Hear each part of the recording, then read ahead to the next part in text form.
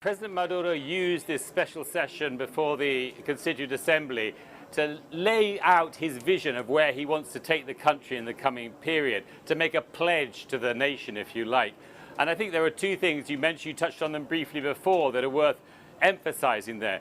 He talked a lot about this need for a fundamental change in the way the government does its business. In fact, he said the government, the administration at all levels needs to change everything in the way it works in order to work better, except the fundamental objectives of the revolution, to address poverty, to provide protection and security for the population. That would not change.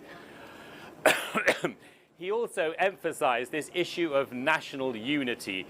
He repeated over and over again the three words: reconciliation, dialogue, peace. And he said he wanted to talk to all sectors. He wanted to talk to the opposition candidates. He wants to talk to their supporters. He wants to talk to the opposition supporters who didn't vote.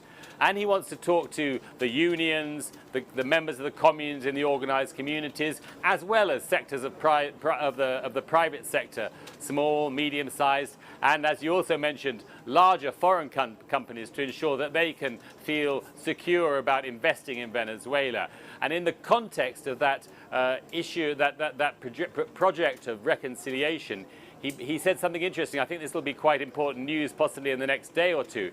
He said he was going to ask the Truth Commission of the National Constituent Assembly to look at the possibility of returning to the freedom, and therefore the possibility of engaging in peaceful politics, some, at least, of those political figures, opposition activists who were arrested and detained last year for their role in promoting violence during the opposition protests. So that could be, and that of course has been one of the main issues the opposition has been putting forward for many, many months. So that could be an important issue in the coming day or two.